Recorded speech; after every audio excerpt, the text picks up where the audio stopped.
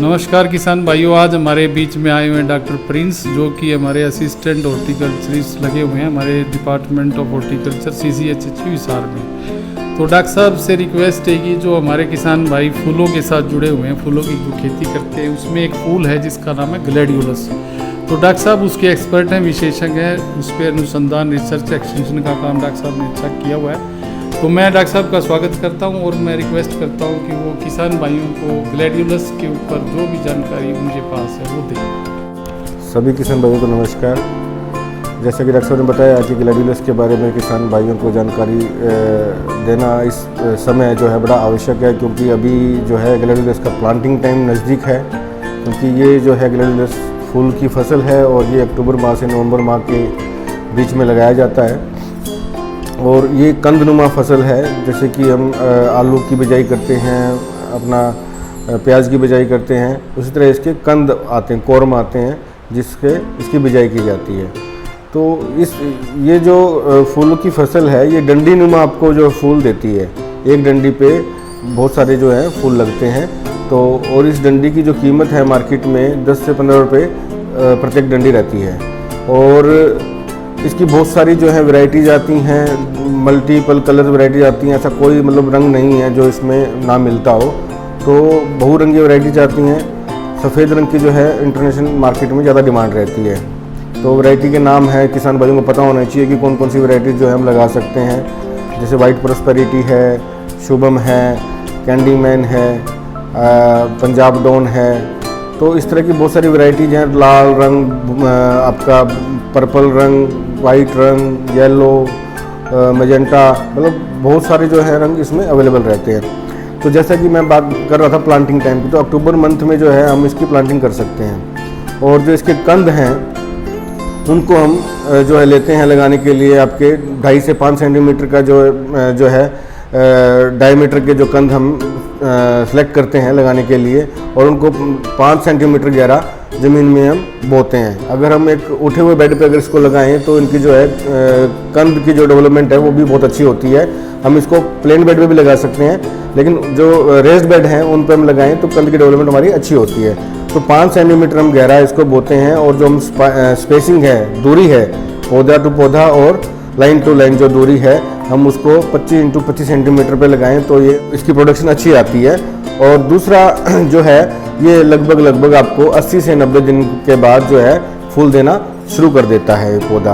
और फूल आने के समय जब इसकी डंडी निकलने लगती है तो उस समय हमें एक प्रैक्टिस जो है वो ज़रूरी अपनानी होती है, ताकि जो है आपकी जो फूल की डंडी है बिल्कुल सीधी खड़ी रहे।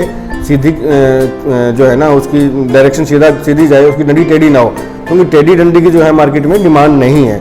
तो उसके लिए हमें क्या करना होता है, उसके लिए हमें जो है ना एक किसी बांस की डंडी को या फिर किसी और पौधे की डंडी को जो है ना उसको हम सहारा देने के लिए डंडी को साथ में रोपाई करते हैं और उसको साथ बांध देते हैं, ताकि जो है आपकी फूल की डंडी को सपोर्ट मिले, वो सीधी जाए। ठीक है। और ये इसको हम स्टेकिंग फूल देने के उस पर आ जाता है, तो उस समय उसको हम एक अर्थिंग का ऑपरेशन भी करते हैं, मिट्टी चढ़ाई भी ऑपरेशन करते हैं, ताकि जो है पानी लगाते वक्त जो है ना का बहाव, पानी के बहाव के कारण मिट्टी का कटाव हो जाता है। अर्थिंग अप करने से क्या है, आपके जो कोरम हैं ढके रहते हैं, तो उससे आपके पौधे को स्ट्रेंथ मिलती है, ताकि आपका पौधा है नीचे की तरफ डंडी के बाहर से झुके नहीं, टेढ़ा ना हो। वीडिंग है, जैसे मैनुअल वीडिंग जो आप इसका कर सकते हैं, खुरपी से है वीडिंग कर सकते हैं। ये सब ऑपरेशन आपके चलते रहते हैं। खाद जो पानी जो है आप नॉर्मल जो है उसको हम मिट्टी के साथ मिला के दे सकते हैं शुरुआती तौर पे जब हम बिजाई करते हैं। और तीसरा जो है हम इसका फूलों की तोड़ाई का जो समय आता है, जैसे कि जब आपका एक डंडी पे फूल लगने स्टार्ट हो जाते हैं, तो जब पहला जो डंडी पे फूल है वो अगर खिलना स्टार्ट होता है और रंग दिखाना शुरू हो जाता है, उस समय हम दूरी जो है ना दूर की मार्केट में भेजने के लिए उस स्पाइक को हार्वेस्ट करते हैं। और उस स्पाइक को हार्वेस्ट करने के लिए आपको तेज़दार चाकू की आवश्यकता होगी, या फिर स्केटियर जो नाइफ है उससे आप उसको काट सकते हैं। और काटते ही उसको पानी के बकेट में डालना आवश्यक होता है, ताकि जो है उसके अंदर किसी प्रकार का हवा का गुब्बारा ना आ जाए। और उससे क्या होता है कि आपका जो है ना पौधे की जो है शेल्फ लाइफ कम हो जाती है। हार्वेस्ट करने के बाद जो है हम इसकी पैकिंग करके मार्केट में सेल के लिए इसको भेज सकते हैं। तो जैसा कि मैंने बताया कि इसका जो रेट है डिपेंड करता है variety to variety, colour to colour. सफ़ेद रंग की जो मार्केट में डिमांड ज़्यादा रहती है, और नहीं तो वैसे तो देखो 10 से 15 रुपये प्रत्येक डंडी जो है मार्केट में बिकती है। दूसरा, अगर हम ट्रेडिशनली कोई जो फसल लगाते हैं उन फसलों के मुकाबले इससे आमदनी हम ज़्यादा अच्छी पा सकते हैं।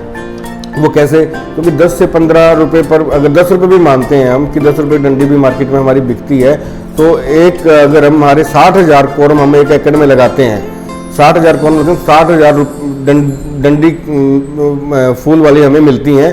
अगर हम 10 रुपये से उसको गुना करते हैं तो 6 लाख रुपए का आपका जो है मुनाफा हो जाता है। और अगर उसमें से हम जो है ना कॉस्ट ऑफ कल्टीवेशन भी माइनस करते हैं, तो अगर 50-50 करते हैं तो 3 लाख रुपए भी जो है ना हमारा एक एकड़ में हमारा मुनाफा मिलता है हमें। तो बड़ी फ़ायदेमंद ये फसल है, आप इसको लगा सकते हैं। अभी आगे जो सीज़न आ रहा है, आप इसमें अपनी थोड़ा से एरिया में लगा के देखिए और इसके कल्चरल ऑपरेशन के बारे में जानिए, हम किसको कैसे लगा सकते हैं, कैसे इससे हम ज़्यादा आमदनी प्राप्त कर सकते हैं। ठीक है डॉक्टर साहब, ये आपने इसकी कल्चरल प्रैक्टिस बता दी। तो अगर आपसे किसान भाई संपर्क करना चाहें तो वो किस माध्यम से आपसे संपर्क कर सकते हैं, इस बारे में जानकारी प्रदान करें। मुझसे संपर्क करने के लिए आप मेरे मोबाइल पे कॉल कर सकते हैं। मेरा मोबाइल नंबर जो है वो है 92 544 44 315 925 44 44 315। ठीक है डॉक्टर साहब, थैंक यू।